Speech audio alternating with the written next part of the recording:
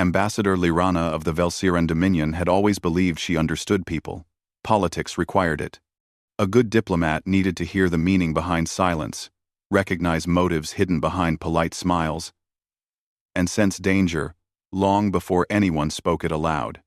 But when she married Elias Ward, a quiet human xenolinguist from Earth, she discovered a silence she could not read at all. Elias never raised his voice. He never pushed his way into conversations. He preferred to listen, sometimes for long stretches, before offering a short answer that somehow made everyone stop and think. He spent most of his free time tending to the plants in the ambassadorial garden dome or studying languages long forgotten by modern worlds. To the Dominion, he looked like the softest kind of human, gentle, almost shy. Lirana often teased him for his quiet ways. Elias only smiled, shrugged, and said he liked peaceful places. In a universe filled with loud voices, he wanted to be the calm one. Still, there were small things about him that caught her attention. The way he always sat with his back to a wall when they visited public halls. The way he observed every entrance and exit without seeming to. The way his eyes sharpened whenever someone made a sudden movement near her, even if it was harmless. Lirana could not tell if it was habit or instinct, but the detail stayed with her. Once, during a diplomatic dinner, one of her colleagues accidentally dropped a glass. Elias caught it before it hit the ground.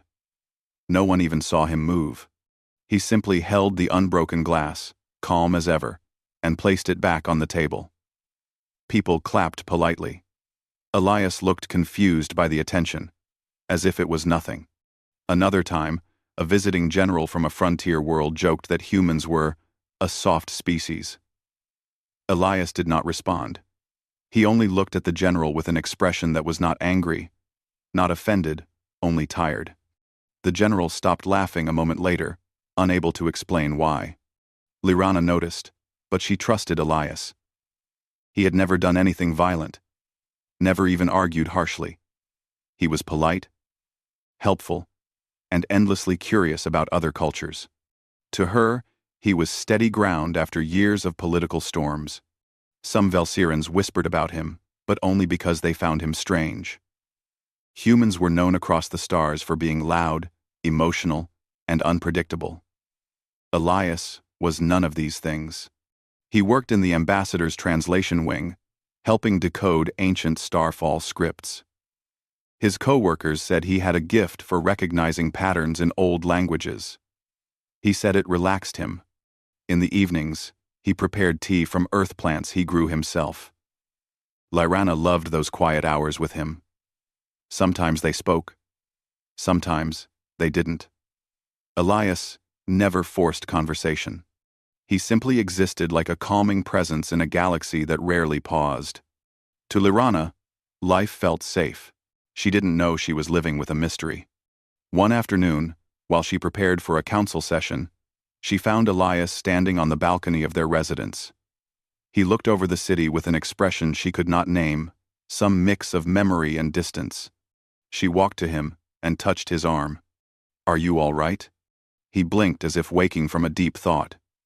"Yes. Just thinking." "About what?" He hesitated. "Old things. Things from before I came here." She smiled softly. "Your past must be interesting. If you stare at the sky like that." He gave a small laugh. "I suppose everyone's past is interesting, when told correctly. She leaned her head on his shoulder. "One day you will tell me the whole story. One day." He agreed, but he never did. Lirana wondered sometimes why he carried a small metal case with him everywhere. He kept it locked, and she never asked about it because he always placed it gently in a drawer when he came home, like someone respecting a fragile memory. Once, when they were traveling to a conference, the security scanners reacted to the case, but instead of opening it, the guards checked something on their screens, looked at Elias, and stepped aside immediately with a respectful nod. That moment puzzled her more than anything else. "Do you know them?" she asked afterward. No, he said calmly. But they know what's inside. What is inside? He looked ahead. An old tool. Nothing for you to worry about. Sid. She believed him. Elias had given her no reason not to. Still, she wondered. People in the Dominion often saw him as insignificant. He did not hold political power. He had no rank in the military. He was, to most, simply the quiet human husband of a respected ambassador. Officials sometimes ignored him in meetings, assuming he had nothing important to add. Elias never complained. He only listened, absorbing every detail of conversations that others thought went over his head. Lyrana began to notice something else. The soldiers stationed in the embassy treated Elias with a strange kind of respect. Not the casual politeness given to spouses, but something deeper, almost like recognition. Once, a young soldier saluted him by mistake. Elias quietly corrected him, but the soldier apologized, as though he had offended someone important. When Lyrana asked about it later, Elias answered with his usual gentleness, "Some people assume things when they see old marks." "What marks?" "Training scars," he said lightly. She frowned. "I never see scars on you." "That is because I don't want you to." He said it warmly, trying to comfort her, and it worked. She kissed his cheek, and he smiled again, the softness returning to his eyes. For months, their life remained peaceful.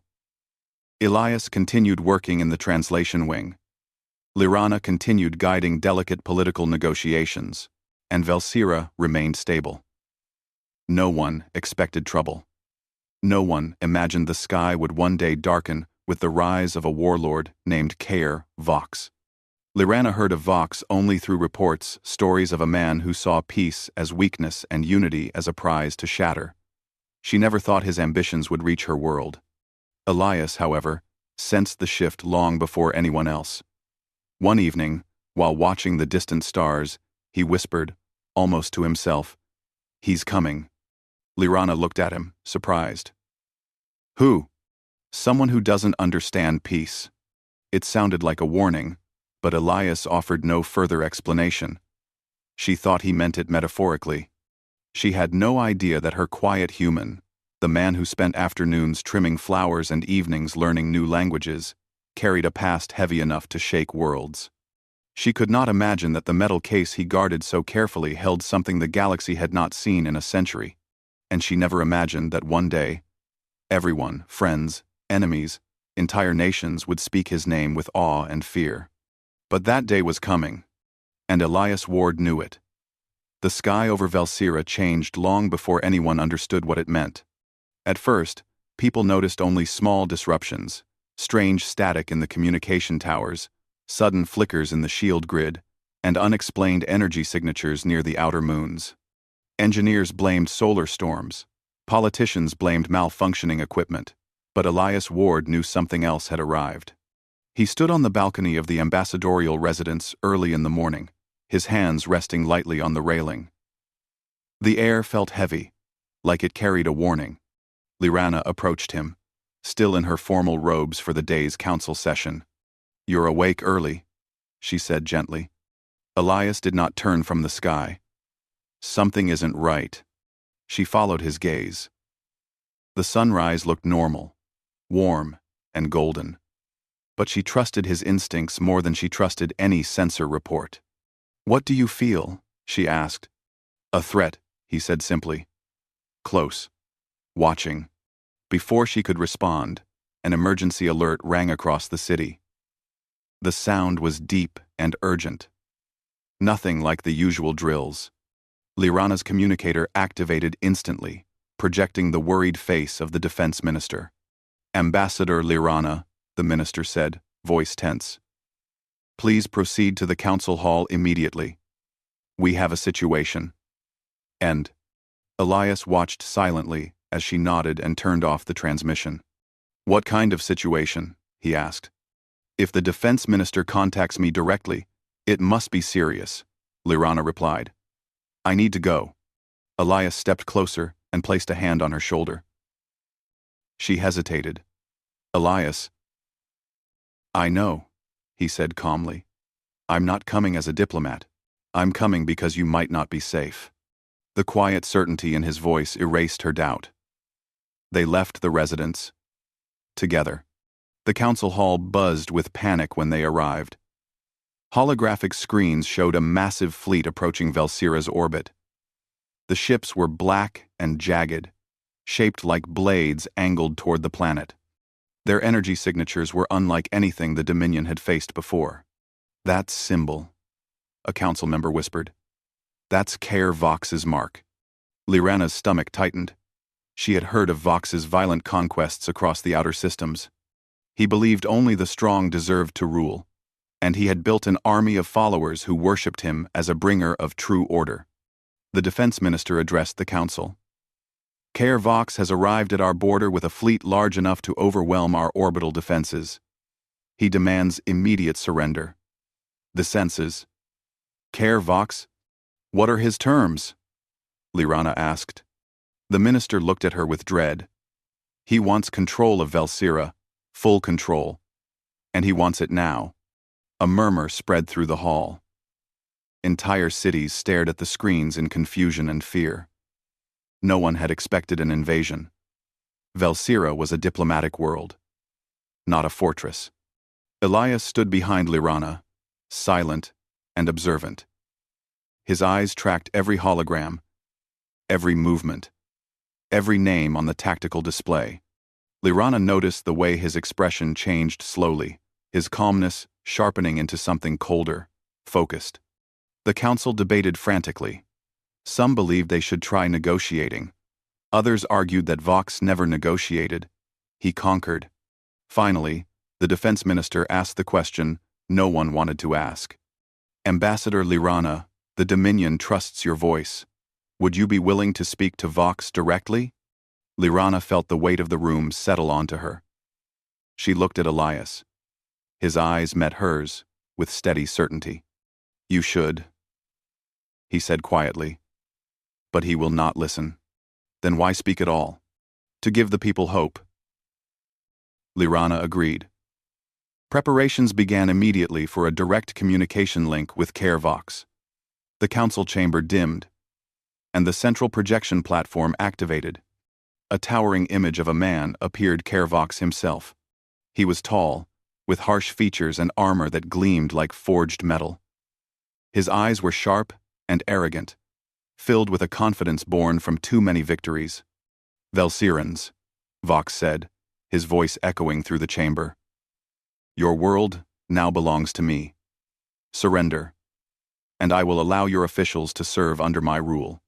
Lyrana stepped forward. This is a diplomatic world. There is no need for conflict. We request that you withdraw your fleet and enter peaceful discussions. Vox laughed, a sound that chilled the room.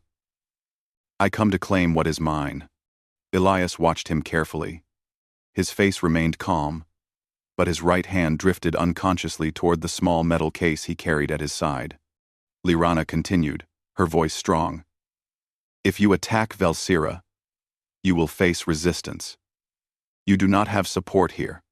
Vox smirked. I do not need your support. I have strength. That is enough. The projection cut out. Red warning lights filled the chamber. The invasion had begun. Explosions rippled across the sky as Velsira's orbital stations attempted to hold back Vox's fleet, but they were outmatched. Vox's ships advanced with terrifying precision, slicing through defenses like thin ice. Lyrana felt fear rise in her chest. We need to evacuate civilians. Now. The defense minister agreed and ordered immediate evacuation protocols. Sirens echoed across the city as families rushed to shelters and shuttle bays. Armed soldiers escorted Lyrana and several council members toward a secured evacuation craft. Elias walked close behind her, his step steady, his expression unreadable. As they reached the courtyard outside the hall, the sky split open with the roar of incoming fire. A blast hit the plaza, scattering debris. Soldiers shouted warnings, guiding the council toward cover. A squad of armored enforcers, Vox's ground troops, descended from the smoke. Their armor was painted in dark red patterns, their weapons glowing with charged energy. Lyrana gasped as the soldiers raised their rifles toward the retreating crowd. Before she could move, Elias stepped in front of her. For the first time since she had met him, his entire posture changed. His quiet softness vanished, replaced by something controlled and fierce. "Stay behind me," he said, his voice calm but carrying a command she had never heard before. He set down the metal case and unlocked it with a smooth motion. The lid opened with a quiet click. Inside lay a thin, ancient-looking blade wrapped in dark cloth. Lyrana stared. She had seen many weapons in her diplomatic career, but this was different. It radiated a subtle energy, like it held a sleeping storm. Elias unwrapped it carefully. The moment his fingers touched the hilt, the blade awakened with a deep blue glow that lit the courtyard. The enforcers hesitated. Their leader shouted, "Identify yourself!" Elias didn't answer. He stepped forward. Then, he moved. In one swift motion, too fast for the eye to fully follow, Elias swung the glowing blade. A shockwave rippled outward, striking the ground like a silent thunderclap. The nearest enforcer fell, his armor split cleanly. Lyrana watched in stunned silence. Soldiers around her froze, unable to understand what they had just seen. Elias stood tall, the quiet human no longer quiet at all. The world had changed, and everyone felt it. The courtyard fell into a strange silence. After Elias moved. After Elias moved. After Elias moved. It was the kind of silence that came when minds struggled to understand what their eyes had seen. A moment ago, many believed Elias Ward was nothing more than a quiet human scholar. Now he stood with a glowing blade in his hand, his stance firm, his expression calm but sharpened by something old and powerful. The enforcers of Vox hesitated. They had seen weapons of many kinds, but nothing like the thin, blue-lit blade Elias held. Their scanners could not identify its material. Their sensors flickered the moment they tried focusing on it. Lyrana stood behind Elias, her breath tight in her chest. She had known her husband for years, yet she had never seen him move like this, never seen him look like this. He seemed taller now, his presence heavier, as if the blade awakened a part of him he had buried long ago. The leader of the enforcers lifted his rifle. "Human, stand down. Identify that weapon." Elias did not respond. His eyes were fixed on the soldiers with steady precision. He lifted the sword slightly, almost like a warning. The enforcer snarled, "Fire!" The squad opened fire. Bright energy bolts shot toward Elias, but he moved before they reached him. The blade traced arcs of blue light through the air. Each bolt struck the glowing edge and scattered harmlessly, dissolving into harmless sparks. The soldiers stumbled back in confusion. Lyrana watched him fight, but the word fight did not seem correct. Elias did not rush, did not shout, did not show aggression. He acted with a calm discipline, stepping exactly where he needed to, turning his wrist with practiced ease. Every movement looked measured and efficient, like he had years, maybe decades of training behind him. The enforcers realized too late that they were facing someone far beyond a simple diplomat's husband. Panic spread through their ranks.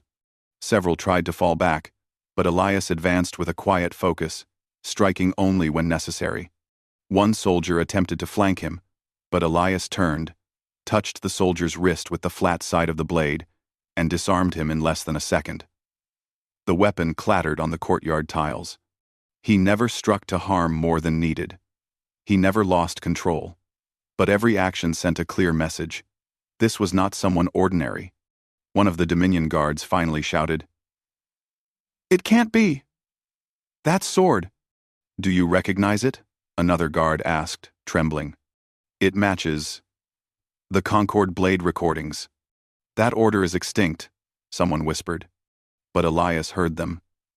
His expression did not change, but the faint sadness in his eyes deepened, as if he carried memories of a time when the Concord Knights still stood for peace across the stars.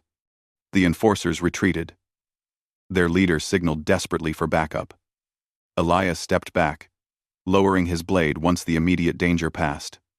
He turned to Lyrana, concern returning to his eyes. "Are you hurt?" he asked softly. She shook her head, unable to speak. Her mind raced with questions, but the moment did not allow them. Another explosion shook the city. Buildings trembled, and smoke rose in the distance. Care Vox's forces were landing across Velsira with overwhelming speed. Lyrana regained her voice. "We have to get to the central bunker. The council is regrouping there." Elias nodded. "I will protect you." He sheathed the glowing blade back into the cloth and placed it in the metal case, though the energy still pulsed faintly from within. They moved through the city with a squad of Dominion soldiers. Civilians rushed toward safety as enemy dropships descended from the sky. Alarms echoed everywhere. Panic filled the air. But Elias walked with calm determination, guiding those who stumbled, lifting debris to clear paths, and warning soldiers of dangers before sensors detected them. As they approached the main avenue, a Dominion captain stopped Elias. "Human, where did you learn to move like that?" Elias simply answered, "Long ago." The captain looked at him with disbelief. "You fought like the stories. The Concord Knights, who could end battles alone." Elias did not reply. His silence was answer enough. Lyrana studied him as they walked. She noticed the way soldiers glanced at him with a mixture of fear and respect. She noticed how his eyes scanned rooftops and corners before anyone else sensed danger. The gentle man she married had never been false, but now she realized he had hidden a truth far bigger than she had imagined. They reached a damaged intersection where enemy forces had blocked the path to the bunker. A large armored mech stood in the center, its metal body towering above them. It aimed its heavy cannon toward the civilians trapped behind it. The Dominion captain panicked. "We can't get through. That mech will destroy everyone trying to reach the shelters." Elias stepped forward. "Stay here." Lyrana grabbed his arm. "Elias, you can't." He turned to her gently. "If I don't stop it, many will die." She saw the truth in his eyes. This was not recklessness. This was responsibility, the kind he had carried long before he met her. He opened the metal case again. The blue light returned, brighter than before. The mech detected the energy signature and aimed directly at him. Elias walked toward it, each step steady. The mech fired. The ground shook as a bright beam tore across the street. Dust filled the air, and soldiers shouted. When the dust cleared, Elias still stood. The blade glowed like a shield, absorbing the attack before it reached him. He dashed forward, moving faster than the mech's sensors could track. In one smooth motion, he leaped onto its arm, ran across its frame, and brought the glowing blade down in a clean line. A quiet pulse of energy followed. The mech froze. A moment later, it powered down completely, collapsing without a single explosion. Elias landed lightly, as if the entire event had taken no effort at all. Civilians stared at him with wide eyes. Soldiers whispered in disbelief. The Dominion captain muttered, "This is impossible." Only old legends spoke of this. Elias walked back to Lyrana, sheathing the blade once more. "The path is clear," he said. They continued toward the bunker as more people followed Elias, trusting him instinctively, even without understanding why. Lyrana walked beside him, her heart filled with confusion, fear, and awe. Finally, when they reached a moment of safety, she turned to him. "Elias," she whispered, "who are you really?" He looked at her for a long moment.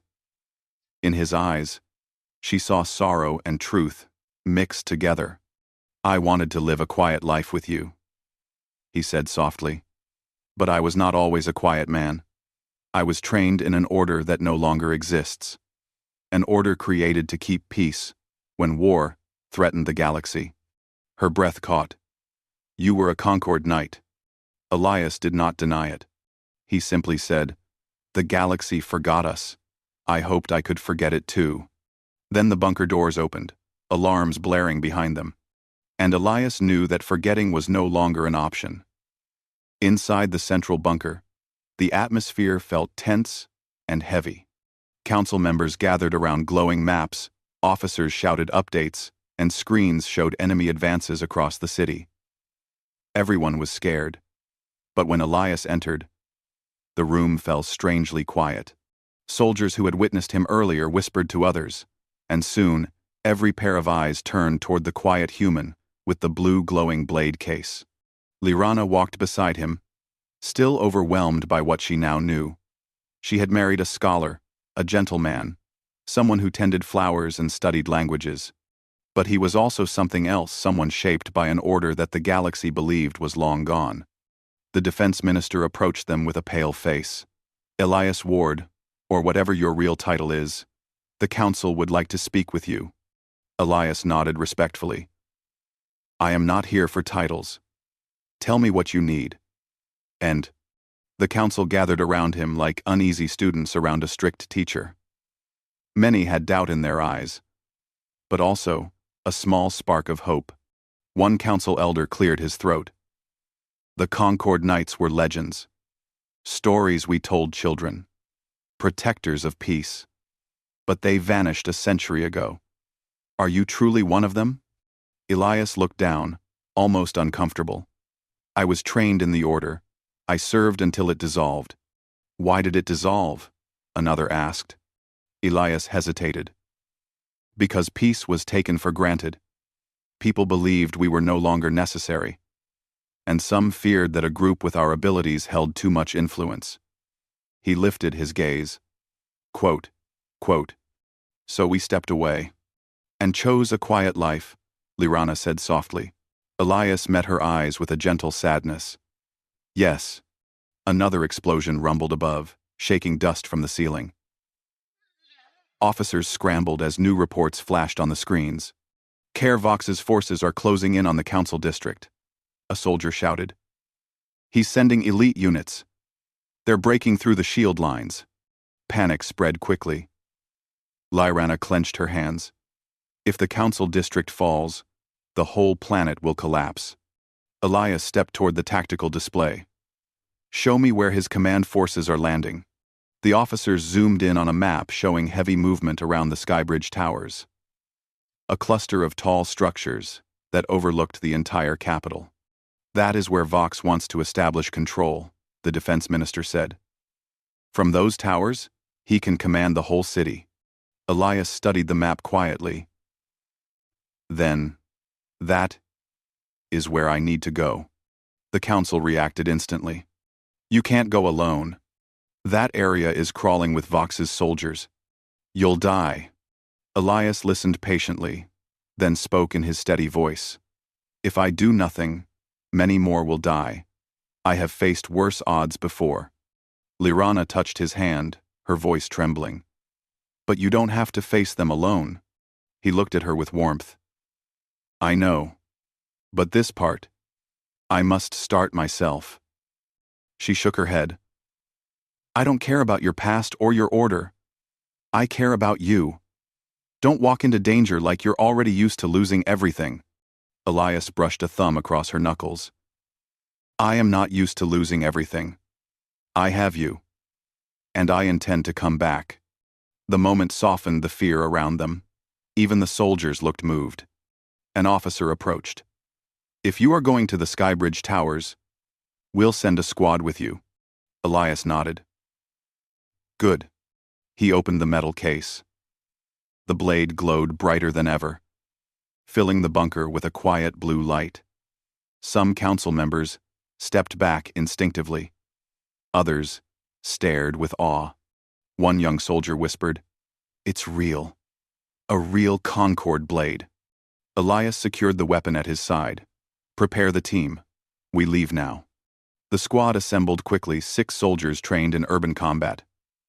They followed Elias through broken streets and burning structures. Smoke darkened the sky, ships roared overhead, and everywhere the symbol of Vox's army marked destruction. The soldiers stayed close, unsure whether to protect Elias or follow him. They soon realized they were doing both. As they approached the Skybridge towers, enemy forces appeared again, elite troops wearing heavier armor, carrying advanced weapons that hummed with dangerous energy. The squad leader ducked behind fallen debris. "This is bad. Their elite units are strong. We'll be overwhelmed." Elias stepped forward, calm and focused. "Aim for the gaps in their armor. Stay together. I will break their formation." Before anyone could stop him, Elias advanced. The enemy opened fire instantly, but Elias moved like flowing water. The glowing blade deflected shots, slicing the air in arcs that seemed too smooth to be real. The soldiers behind him watched in disbelief as he closed the distance, his movements precise and effortless. He disarmed one attacker, knocked out another, and disabled a third with a clean strike that cut through armor. Every time he moved, a soft pulse of blue light followed. It wasn't violence. It was clarity. It was discipline.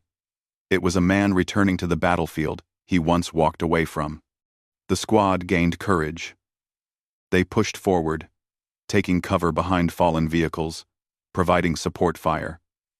They felt safer, with Elias ahead of them. At last, they reached the base of the tallest Skybridge tower. The door had been sealed shut by Vox's forces. Elias placed his hand against the metal. The soldiers stepped away. Elias lifted the blade and made a single clean cut. The metal door slid apart like fabric. The soldiers stared with wide eyes. Inside, the tower was filled with Vox's elite guard, their weapons aimed immediately. Elias stepped into the entrance, and the entire room froze, not because of fear, but because of recognition.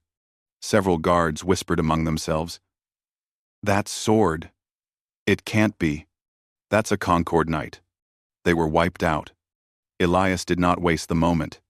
He spoke clearly, his voice echoing through the hall. "Stand down. You do not have to follow a warlord. There is still time to choose peace." The room became tense. Some soldiers lowered their weapons. Others hesitated, confused. But a few loyalists roared and charged. Elias moved with purpose. His strikes were controlled, never cruel, always precise. The squad followed behind him, taking down the ones who resisted. Finally, when the hall grew quiet, Elias addressed the remaining guards. "You can walk away. No one will pursue you." One guard removed his helmet slowly. "Why would you offer mercy to us?" One. "Because that is what my order taught," Elias answered softly. "Strength is not destroying enemies. Strength is ending conflict before more lives are lost." The guard stared at him with disbelief, then dropped his weapon. Others followed. The squad watched as something unexpected happened. Enemy soldiers surrendered. Not out of fear, but respect. As Elias climbed the steps to the top of the tower, Lirana's words echoed in his mind. "Don't walk into danger like you're already used to losing everything." He tightened his grip on the blade. He had no intention of losing anything ever again, especially her. And at the top of the tower, Care Vox himself was waiting. Elias climbed the final steps of the Skybridge tower, the wind rushing through the shattered windows. The sky above the capital burned with streaks of fire from ships battling in the upper atmosphere. The entire planet felt the weight of Care Vox's arrival. But now everything came down to this single moment. One human standing at the top of a tower, and the warlord who threatened an entire world. Care Vox waited at the center of the rooftop platform. He wore heavy plated armor, dark red, and edged with sharp metal pieces. A large spear-like weapon rested in his hands, glowing with a dangerous energy. He turned when Elias stepped onto the platform. "I wondered who cut through my elite guards," Vox said with a growling voice. "But I did not expect a soft human scholar." Elias stood calmly, the wind tugging at his clothes. The blade at his side remained sheathed, glowing faintly through the cloth. "I am no longer a scholar," Elias said quietly. Vox laughed. Then what are you? A forgotten relic? He pointed his weapon. You can drop the sword. I know what it is. A Concord blade. I heard the stories. Ancient peacekeepers who forced calm on the galaxy with fear. Elias shook his head. Fear was never our purpose. We were protectors, not rulers. Vox smirked. Your order failed, and now you will fail too. He charged. The rooftop shook with each step of his armored boots. Elias moved aside smoothly, avoiding the strike by inches. Vox's weapon hit the floor, leaving a deep crack. Elias drew his blade, blue light spreading across the rooftop like a quiet sunrise. Vox swung again, faster this time. Elias blocked the blow, the two weapons meeting with a sharp burst of energy. Sparks flew. The shockwave rattled nearby windows. Vox grinned fiercely. Not bad, human. But I am stronger. Note. Elias stepped back, taking a calm stance. Spare me your Concord lessons, Vox roared, charging again. The battle continued across the rooftop. Elias moved faster than any human Vox had encountered. He deflected heavy attacks, redirected strikes, and answered with precise counters. Everything he did looked controlled, as if he had already measured each of Vox's moves. But Vox was powerful. Every strike he delivered shook Elias's arms. The armor made the warlord nearly unstoppable, his brute force overwhelming. Elias's breathing grew heavier, but his eyes never wavered. He wasn't fighting out of anger or pride. He fought because a world he loved was in danger, and because Lyrana was somewhere below, waiting for him to return. Vox noticed the quiet determination and snarled, Why fight so hard for these weak people? They are not your own, Elias answered between breaths. They are innocent. That is enough. Innocent? Vox spat. Innocent people fall first. Only the powerful stay alive. Elias steadied his blade. Power means nothing without restraint. The warlord's fury grew. He lunged with a sudden burst of strength, slamming Elias backward. Elias slid across the floor, his boots scraping against metal. The soldiers far below gasped as dust and sparks fell from the tower top. Vox advanced, confident. You cannot win. You are alone. Mean. Exples. But Elias stood up again. I am never alone, he said softly. And at that moment, the communicator on his wrist lit up. It was Lyrana's voice. Elias, we believe in you. Her words weren't a command or a request. They were hope, and they reached him like a spark of strength. Elias lifted his blade again. I stand for them, and for peace. Vox let out a roar and charged again. Elias met him. But this time, something changed. Instead of blocking directly, Elias shifted his strategy. He moved lighter, faster, making Vox's heavy armor work against him. Each motion Elias made pushed Vox into a clumsy angle, forcing him to swing too wide or step too far.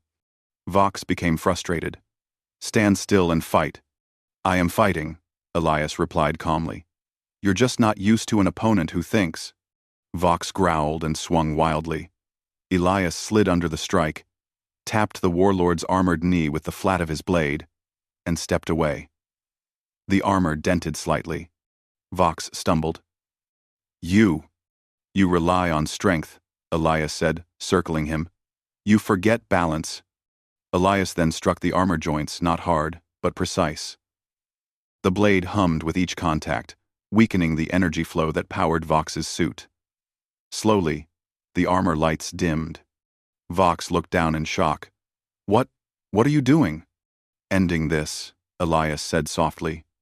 In one final motion, Elias stepped close, dodged Vox's spear, and placed the glowing blade against the central power node on the warlord's chest. With a gentle push, almost respectful, he shut down the suit. Vox fell to his knees, unable to move. Elias stood before him, breathing hard, but steady. Vox glared up. Finish me then. That is what warriors do. Elias shook his head and lowered the blade. No, he said. That is what tyrants do. The rooftop fell quiet. The battle above the city slowed. Soldiers on both sides watched as Elias Ward, the quiet human, spared the warlord who had attacked their world. The mercy confused Vox more than defeat. Why? He asked weakly. Because I refuse to become what you are, Elias answered. This ends with a choice, not destruction. The Dominion soldiers reached the tower top soon after. They arrested Vox, still shocked that the most feared warlord in the region had been defeated by one man. When Elias descended the tower steps, the people of Velsira cheered. Civilians, soldiers, council members, everyone looked at him with awe and gratitude. Lyrana ran to him and wrapped her arms around him tightly. You came back, she whispered, tears in her eyes. Always, Elias said gently. News spread across the stars.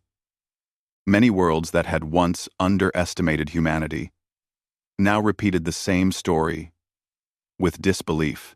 A quiet human had stood against a conquering warlord and won not with brutality, but with discipline, compassion, and courage. Journalists later called him the quiet human who shook the world. Children played games pretending to carry glowing blue swords. Even distant governments began rethinking their view of humans. Elias never sought the fame. He returned to his garden, his books, and his simple life with Lyrana. But now, the galaxy knew something it had forgotten. Humans might be gentle. They might prefer peace. But when someone threatens what they love, their quiet becomes the loudest sound in the universe. And Elias Ward, the last Concord Knight, had proved it.